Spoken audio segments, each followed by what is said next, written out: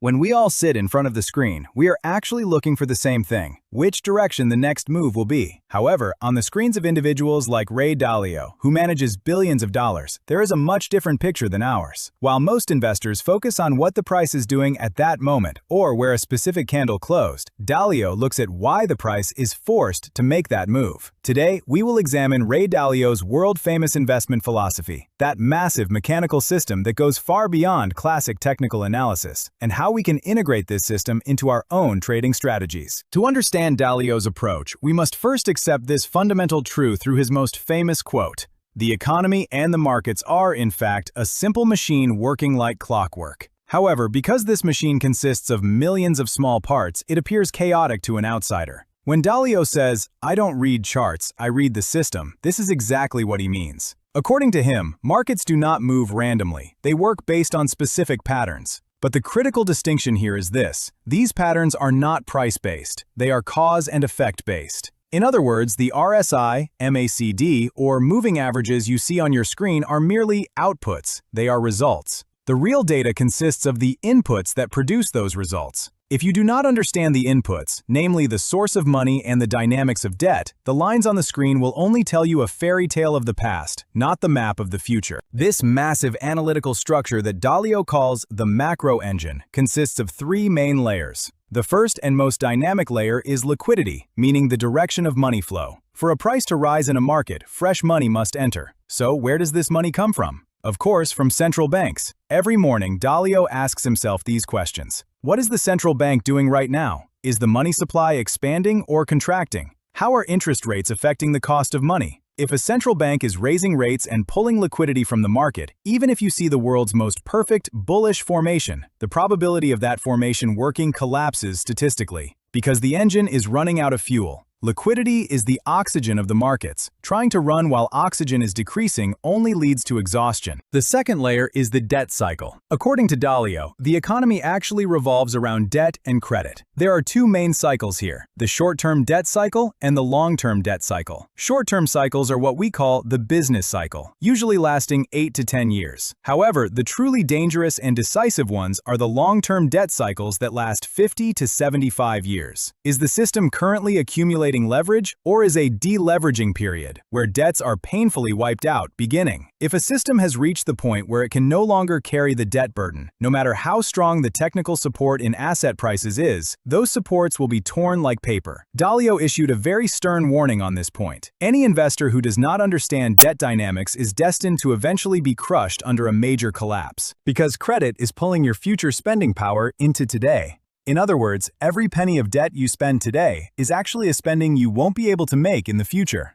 The third layer is positioning. This is where the players in the market stand. Dalio views the market as crowd psychology. If everyone believes an asset will rise, and everyone has already bought that asset, there is no one left to push the price higher. In technical analysis, we call this overbought, but Dalio reads it as a mathematical equilibrium problem. If everyone is on the same side, the slightest bit of negative news will cause a massive stampede as the first people try to exit that door. When this triple structure, liquidity, debt cycle, and positioning comes together, it becomes clear as day where the price has to go. Dalio's greatest advantage in the market is his belief that everything is a cycle. This perspective transforms him from an ordinary trader into a decision engineer. For Dalio, nothing happening today is actually happening for the first time. By examining the last 500 years of history, he has mapped out similar crises, similar rallies, and similar imperial collapses. His working method is entirely scientific. He finds all similar events in history, creates archetypes or templates from them, and compares today with that template with millimetric precision. Then, he writes entirely mechanical if-then rules. This is an approach completely devoid of emotion. If liquidity increases, assets rise. If debt becomes unsustainable, a crisis occurs. It is a logic so simple yet so unshakable. This approach takes analysis out of the realm of personal interpretation and turns it into a fully systematic model. But is it just this technical knowledge that makes Dalio successful? Definitely not. What makes him a legend is how he applies this knowledge. At the heart of Dalio's system are three massive pillars. The first is the total elimination of the ego. Despite managing billions of dollars, Dalio starts every trade by saying, "I might be wrong." While most investors try to prove to the market that they are right, Dalio tries to hear what the market is whispering to him. The phrase, "I might be wrong," is his greatest armor. This way, the moment he realizes he made a mistake in an analysis, he immediately updates his model instead of insisting on that mistake. The second is radical truth. Reality can sometimes be painful. The market may go in the exact opposite direction of what you expect, and your most trusted model may collapse. Dalio says, "Reality is reality. Accept it and deal with it." Most people fail in the market because they choose to believe the lies they want to hear instead of seeing reality. The third pillar is the mechanical decision system. Dalio never trades based on feeling. There is no room for emotion in his trading room. Every decision is based on logic tested with historical data. This process, which we call back-tested thinking, eliminates the randomness of decisions. If a rule has worked in 80 out of 100 similar situations in the past, Dalio applies that rule and does not wait anxiously for the result, because he is already aware that he is playing a game of probabilities. At this point, his most underrated weapon, the one whose value is least understood, comes into play. Diversification, also known as the Holy Grail. Dalio's system is not built on striking it rich from one big trade. On the contrary, he builds a portfolio of 15 to 20 different trades that have no correlation with each other. This is a mathematical miracle, because when unrelated trades come together, your risk drops dramatically while your return potential is preserved. This is why Dalio's fund, Bridgewater, has managed to stay afloat even in the world's biggest crises. Dalio's philosophy of life overlaps exactly with his market philosophy. He says, "If you worry, you don't need to worry. But if you don't worry, you should worry." This is an indication of his obsessive respect for risk management. If you foresee risks and include them in your system, those risks cannot destroy you. But if you ignore risks and say, "This time will be different," the market will ruthlessly liquidate you.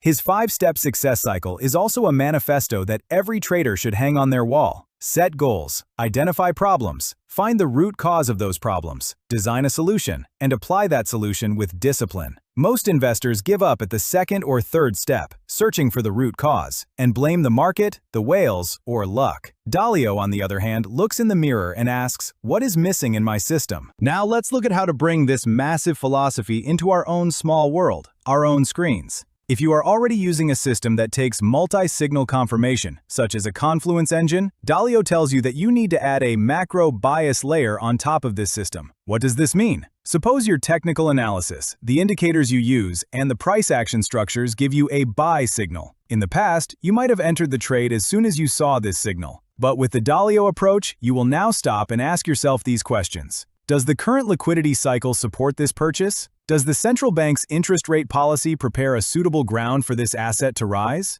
And most importantly, where is the crowd? If everyone has already bought, do I have an advantage, an edge, in this trade? This perspective turns you from being just a chart reader into a system architect. Classic technical analysis gives you the answer to, what is the price doing? But the Dalio approach gives you the answer to, why does the price have to do this? The difference is like being tossed around on top of the waves versus setting sail knowing the direction of the wind. You don't need to be a genius to be successful in Dalio's world. You just need to be humble enough to accept reality, disciplined enough to build a system, and patient enough to understand the cycles. In conclusion, Ray Dalio proves to us that technical analysis is just a tool, and that the real power lies in understanding how the system works. The future is a place of artificial intelligence and massive oceans of data. Dalio prepared for this future years ago by coding his own principles and establishing AI-supported decision systems. What we need to do is go beyond the charts, leave our egos at the door, and discover those invisible but unshakable cause and effect relationships of the market. Because as Dalio said, those who understand cause and effect relationships win, others just wait for luck to smile on them. The market is not a casino, it is a data problem. To solve this problem, you need more than just lines. You need a solid mindset and a flawless system. If you manage to add this macro depth to your own micro analyses, you will not only learn to predict the next move, but also how to remain steady within that move. Remember, your greatest advantage is not how much you know, but how faithful you remain to the truth. Thank you for watching our video.